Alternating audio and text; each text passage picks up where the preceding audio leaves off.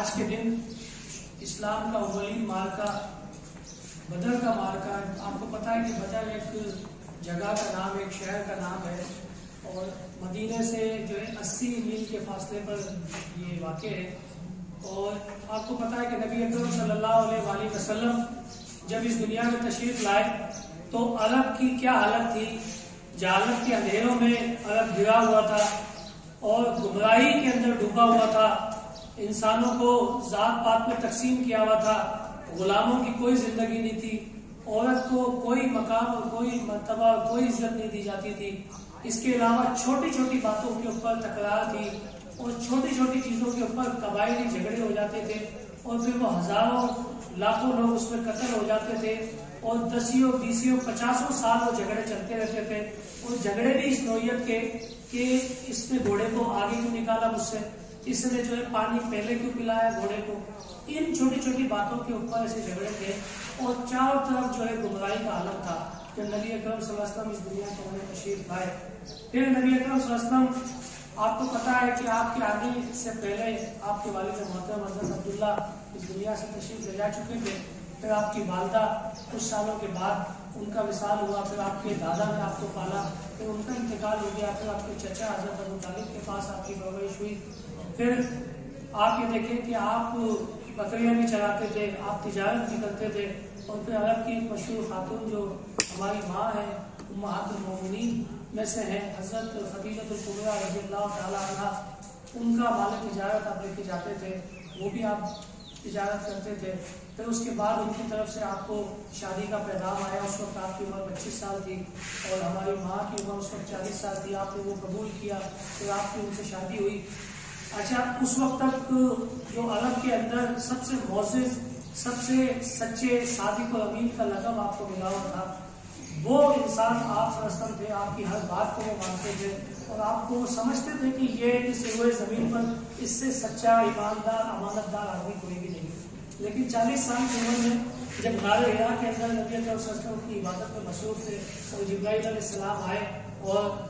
5 پہلی آیات آپ کے اوپر نازل ہوئی، اور آپ کو جو ہے اللہ نے نبی منتخب کر لیا۔ جب آپ اپنے گھر گئے اور جا کر یہ ماجرا اپنی زوجہ محترمہ کو حضرت خدیجہ الکبریٰ سلام اللہ علیہا کو بتایا کہ میرے ساتھ یہ معاملہ ہوا ہے، تو آپ نے سب سے پہلے گواہی دی کہ آپ کو اللہ تعالیٰ نے اپنا نبی منتخب کر لیا ہے، اور آپ کو مبارکباد پیش کی۔ اس کے بعد مردوں کے اندر آپ کے دوستوں میں حضرت ابو بکر صدیق رضی اللہ تعالیٰ عنہ، بچوں کے اندر حضرت علی رضی اللہ تعالیٰ عنہ، کیونکہ اس وقت ان کی عمر 9 سال تھی، یہ لوگ اسلام قبول کر کے آپ کے ساتھ شامل ہو گئے۔ یہ قافلہ چلتا رہا، جو عرب کے لوگ آپ کو صادق اور امین کہتے تھے، آپ کو سچا کہتے تھے، ایماندار کہتے تھے، ہر بات آپ کی مانتے تھے، لیکن جب آپ نے دعوت دی کہ لا الہ الا اللہ محمد رسول اللہ، کہ کوئی معبود نہیں ہے، کوئی الہ نہیں ہے اللہ کے سوا، اور اللہ رب العزت واحد ہے جس کی عبادت کی جائے، اور وہی معبود ہے، اور میں محمد رسول اللہ اللہ کا رسول ہوں، یہ بات انہوں نے قبول نہیں کی، کیونکہ اس وقت صورتحال یہ تھی کہ 360 دن خانہ کعبہ میں رکھے ہوئے تھے، ہر چیز کو انہوں نے لات منات عزا حبل، یہ بڑے بت تھے، انہوں نے بنایا ہوا تھا کہ یہ روزی دینے والا ہے، یہ اولاد دینے والا ہے، یہ بارشیں سنبھالتا ہے، یہ سنبھالتا ہے۔ انہوں نے یہ کہا کہ ہم آپ کی بات نہیں مانیں گے، اگر آپ اپنے اللہ کو بھی ایک رب بنوانا چاہتے ہو تو چلو ٹھیک ہے، ہم اس کو بڑا کر لیتے ہیں، باقی یہ بھی ہے۔ لیکن نبی اکرم صلی اللہ علیہ وسلم نے کہا کہ نہیں، لا الہ الا اللہ، کوئی اور نہیں ہے، صرف اللہ ہے۔ تو پھر وہ آپ کے دشمن ہو گئے، اور پھر جب آپ نے انسانیت کی تعلیم دی، اسلام کی تعلیم دی، اور جو معاشرے کے پسے ہوئے طبقے کے لوگ تھے جب ان کو بتایا کہ انسان اور انسان برابر ہے، اس میں کوئی بڑا چھوٹا نہیں ہے، ان اکرمکم عند اللہ اتقاکم، اللہ کے نزدیک عزت والا وہ ہے جو اللہ سے ڈرتا ہے، تو یہ معاشرے کا پسا ہوا طبقہ، یہ غریب، غلام، یہ سب آپ کے قافلے میں شامل ہونا شروع ہوئے، تو ان کا ظلم و ستم بڑھتا گیا، آپ کو تکالیف پہنچانا شروع کی، اور آپ کی زندگی اجیرن کر دی، اور اتنی تکالیف پہنچائی کہ آپ جہاں جاتے تھے وہاں پہ باش میں کو پیچھے لگا دیا جاتا تھا، آپ مسجد میں نماز پڑھتے تو اونٹ کی اوج لا کر وہ ڈال دیتے تھے، کہیں پہ جہاں گزرتے تھے کوئی بوڑھی ہو تو وہاں کچرا پھینک رہی ہے، مطلب کون سی ایسی تکلیف تھی جو آپ کو نہیں پہنچائیں گے۔ لیکن نبی اکرم صلی اللہ علیہ وسلم اپنی دعوت سے باز نہیں آئے، اور ایک مرتبہ جب وہ سارے سردار بھتیجے کو سمجھاؤ کہ یہ اپنی دعوت سے باز آ جائے، چچا پر چاند رکھ دیا جائے اور مجھے کہا جائے کہ تم اس دعوت سے باز آ جاؤ، تو خدا کی قسم میں اس دعوت سے باز نہیں آؤں گا، یا تو اس راستے کے اندر میری جان چلی جائے گی یا ہو جائے گا۔ یہ جدوجہد چلتی رہی، پھر اللہ کے حکم سے نبی اکرم صلی اللہ علیہ وسلم نے ہجرت کی، ہجرت کر کے مکہ سے مدینہ چلے گئے، آپ کے ساتھی آپ کے ساتھ چلے گئے، جنہوں نے ہجرت کی وہ مہاجر کہلائے، جو وہاں موجود تھے وہ انصار کہلائے، انہوں نے لازوال قربانی دی، مواخات قائم ہوئی، مسلمانوں کو بھائی بنا دیا گیا، اور یہ صورتحال تھی کہ جو انصار تھے مدینے کے لوگ اپنی جائیدادیں اپنے ہجرت کرنے والے بھائیوں کو دے دی، یہاں تک کہ کسی کی 2 بیوی تھی، ایک بیوی کو طلاق دے جو دوسرا بیوی بھائی کس سے شادی ہو جائے، وہ آدمی بھائی چارہ جس کی ساری کوئی مثال نہیں ملتی۔ اس کے بعد جب نبی اکرم صلی اللہ علیہ وسلم نے وہاں پر ریاست مدینہ کا قیام کیا،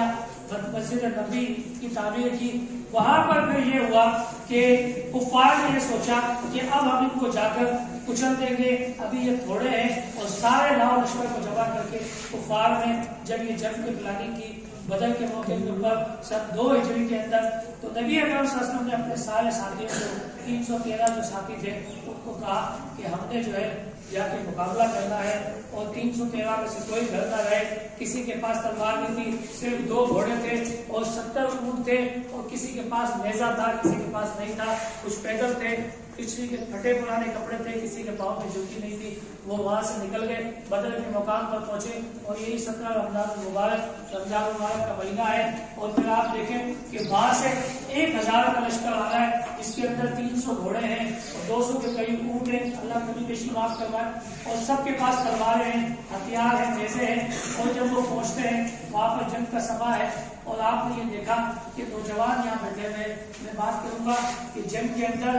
یہ لازمی دیکھا جاتا ہے، حضرت ابو ایوب انصاری کہتے ہیں کہ میں نے یہ دیکھا کہ جنگ کے اندر یہ بات اہم ہوتی ہے کہ آپ کے دائیں کون ہے اور بائیں کون ہے، تو بولا جب میں نے اپنا دایاں دیکھا تو ایک معصوم ایک کم سے عمر 12-13 سال کا بچہ معاذ، اور جب لیفٹ سائڈ میں دیکھا تو 13-14 سال کا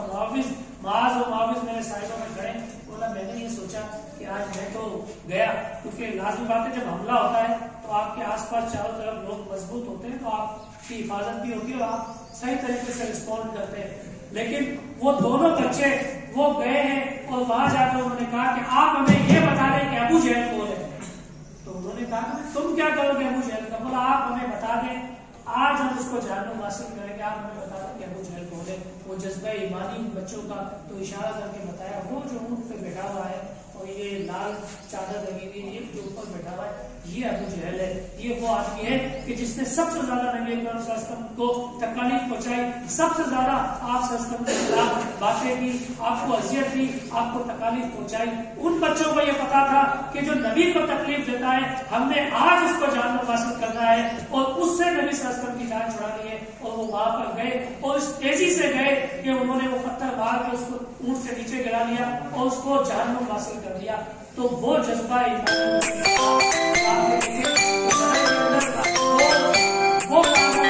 صحابہ کرام نے بغیر ہتھیاروں کے بغیر ساز و سامان کے جب ایک ایک کر کے صحابی آتے رہے، جب کفار نے دیکھا کہ یہ تو بھائی پڑے ایک ایک کو مارنا مشکل ہے، تو پھر اکٹھا حملہ کیا اور پھر یہ جنگ چلی، اور جس کے اندر 14 کے قریب صحابہ کرام شہید ہوئے اور 70 جو ہے کافر جہنم حاصل ہوئے اور 70 کے قریب قید ہوئے۔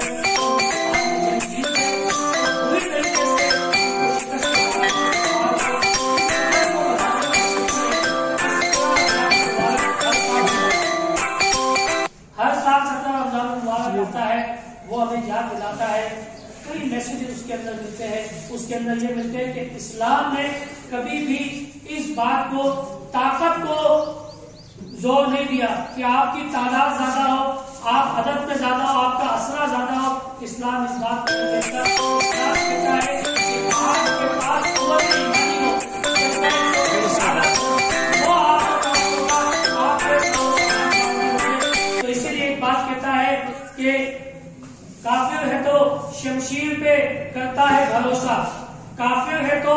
شمشیر پہ کرتا ہے بھروسہ، مومن ہے تو بہتر بھی لڑتا ہے سپاہی، کہ کافر جو ہے اس کو اپنی مشینوں کے اوپر مشین گنوں کے اوپر ناز ہے، لیکن جو مومن ہے اس کو اپنے ایمان کے اوپر ناز ہے، وہ ایمانی قوت سے لڑتا ہے۔ یہی دیکھیں کہ یہ بدر آج بھی بدر موجود ہے، ابو جہل کے کردار آج بھی موجود ہے. آج آپ کو معاذ اور معوذ کی سنت کو زندہ کرنا ہے، آپ نے صحابہ کرام کی سنت کو زندہ کرنا ہے اور اسلام دشمنوں کا مقابلہ کرنا ہے. آپ یہ دیکھیں کہ فلسطین جو ہمارا بیت المقدس ہے، آج وہاں پر ہر رمضان کے اندر وہاں پہ بمباری ہوتی ہے، شیلنگ ہوتی ہے. معصوم بچے وہ بدر کی یاد دلاتے ہیں کہ پتھر اٹھا کر، غلیل اٹھا کر وہ ان گھروں کا اور وہاں کے ڈھانچوں کا اور پہلے گھروں کا مقابلہ کرتے ہیں. کشمیر کے اندر آپ دیکھیں کہ وہ مجاہدین جن کے پاس کچھ بھی نہیں ہے وہ 8 لاکھ بھارتی فوج کا مقابلہ کر رہے ہیں. یہ صرف ایمان کی قوت ہے. تو پھر میں اپنی بات مختصر کروں گا اس شعر کے ساتھ کہ شاعر کہتا ہے کہ فضائے بدر پیدا کر، فضائے بدر پیدا کر، فرشتے تیری نصرت کو اتر سکتے ہیں گردوں سے قطار اندر قطار. اب بھی کہ اگر آج بھی ہمارے اندر بدر جیسا ایمان پیدا ہو جائے، وہ جذبہ پیدا ہو جائے، تو پھر آپ دیکھیں کہ جس طرح بدر کے اندر اللہ تعالیٰ نے اپنے فرشتے بھیج کر کافروں کو جہنم واصل کروایا، آج بھی وہی اللہ ہے، آج بھی وہی قرآن ہے، آج بھی وہی محمد ہے، اسی محمد رسول اللہ کے امتی ہے. اگر ہمارا ایمان وہی ہو جائے، ہمارا یقین اللہ پر ہو جائے، ہمارا ایمان قرآن پر ہو جائے، تو آج کے اندر بھیج کر ہماری فتح اور نصرت اور کامیابی کروا سکتا ہے. تو آج کا دن بہت اہم ہے. آج کا دن ایک اور وجہ سے اہم ہے کہ آج کے دن 17 رمضان المبارک یوم مثال ہے. امہات المومنین میں سے ایک حضرت عائشہ صدیقہ رضی اللہ تعالیٰ عنہا کا کہ آج کے دن ان کا وصال ہوا. ان کی بھی اسلام کے اندر بے پناہ خدمات ہیں، ہزاروں کی تعداد میں جو حدیثیں ہیں وہ ان سے روایت ہیں. نبی اکرم صلی اللہ علیہ وسلم کی وہ زوجہ ہے اور بہت ساری ایسی باتیں ہیں جو ان کی محبت میں نبی اکرم صلی اللہ علیہ وسلم نے کی ہے. یقیناً جتنی بھی امہات المومنین ہیں ہماری مائیں ہیں، لیکن کچھ چیزیں ایسی ہیں جن کا پیریڈ لمبا عرصہ نبی اکرم صلی اللہ علیہ وسلم کے ساتھ گزرا ہے اور ان کی فضیلت اور ان کی جو اہمیت. اور حضرت عائشہ صدیقہ رضی اللہ تعالیٰ عنہ وہ ہے کہ جب ان کے بارے میں کچھ غلط باتیں ہوئی تو قرآن نے گواہی دی اور باقاعدہ 18 آیتیں اتار کر قرآن مجید نے ان کی پاکائی کی گواہی دی. تو ہمیں آج اس بات کا عہد کرنا ہے کہ انشاءاللہ تعالیٰ جب تک زندہ ہے اسلام پر زندہ رہیں گے. آپ یہ دیکھیں کہ صورتحال کیا ہے.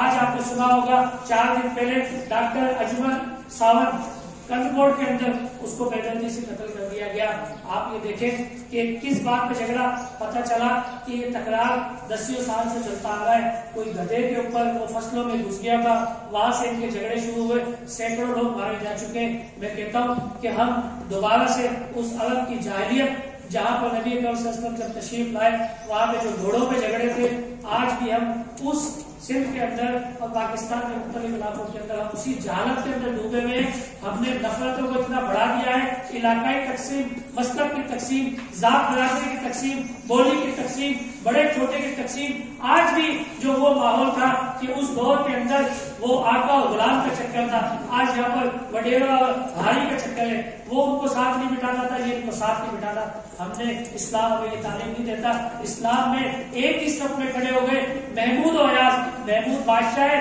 ایاز اس کا غلام ہے. ایک ہی صف میں کھڑے ہو گئے محمود و ایاز. نہ کوئی بندہ رہا نہ کوئی بندہ نواز. آپ یہ دیکھیں یہ واقعات کیوں ہو رہے ہیں؟ یہ ہماری جہالت اور دین سے دوری کی وجہ سے ہو رہے ہیں. اگر ہم دین کا عمل کریں اور دین کو سمجھیں اور دین کو اپنی زندگی کے اندر لے کے آئیں تو انشاءاللہ تعالیٰ یہ جو واقعات، یہ جو جھگڑے، یہ جو چوری، یہ چکاری، آپ چوری دیکھیے واقعات بڑھے کیوں بڑھے کہ ہمیں سب کچھ اس دنیا میں چاہیے، ہمیں سب کچھ اس دنیا میں چاہیے. ہمارا آخرت سے ایمان ختم ہو گیا. جبکہ غریب آدمی کے لیے نبی اکرم صلی اللہ علیہ وسلم نے فرمایا اللہ نے بہت آسان جنت کی ہے. اس سے تو حساب ہی کس چیز کا ہے؟ جو آدمی اپنی روزی حلال کما رہا ہے، اپنے بچوں کو حلال کھلا رہا ہے، اپنے اللہ کی عبادت کر رہا ہے، اس سے کس بات کا سوال ہوگا؟ اس کے پاس تو خود کھانے کو نہیں ہے، نہ اس سے زکات کا سوال ہے، نہ اس سے حج کا سوال ہے، نہ اس سے صدقے کا سوال ہے. وہ تو بیچارہ سیدھا سیدھا جنت میں جا رہا ہے. لیکن خواہشات نفس کو اتنا بڑھا دیا کہ وہ اپنی جائز ناجائز ہر طریقے سے خواہشات کو پورا کر رہا ہے اور جہنم کے راستے میں چل رہا ہے. تو انشاءاللہ تعالیٰ ہم عہد کرتے ہیں کہ کوشش کریں گے کہ اسلام کو سمجھیں، قرآن کو سمجھیں، قرآن کو پڑھیں. قرآن ایک عظیم الشان کتاب ہے جس کے اندر کوئی شک نہیں ہے. جتنی کتابیں ہیں ان کے اندر آپ چیک کر سکتے ہیں. سائنس کی ایک تھیوری آتی ہے، 50 سال بعد وہ ریجیکٹ ہو جاتی ہے، 100 سال بعد وہ بھی ریجیکٹ ہو جاتی ہے. لیکن قرآن 1400 سال سے ہر وقت وہی ہے اور قیامت تک وہی رہے گا اور رہنمائی دیتا رہے گا. ہدی للناس وبینات من الہدی. تو آپ اس کو پڑھیں, ترجمے کے ساتھ پڑھیں اور کوشش کریں کہ یہ جو دن آتے ہیں ان کی آپ کو معلومات ہو, آپ کو پتا ہو کہ 10 رمضان کو کیا ہوا, 17 کو کیا ہوا, 21 کو یوم علی آ رہا ہے, حضرت علی کی شہادت کا دن ہے, اور آگے جو ہے 5 جو پاک راتیں آ رہی شب قدر کی, ان کو بھی آپ عبادات کے اندر گزاریں. اللہ تعالیٰ مجھے اور آپ کو عمل کی توفیق عطا فرمائے. اپنے مفتی صاحب سے کہوں گا کہ وہ کوئی غلطی کوئی کمی کوتاہی اس کو بھی تصحیح کرے اور اپنے مفتی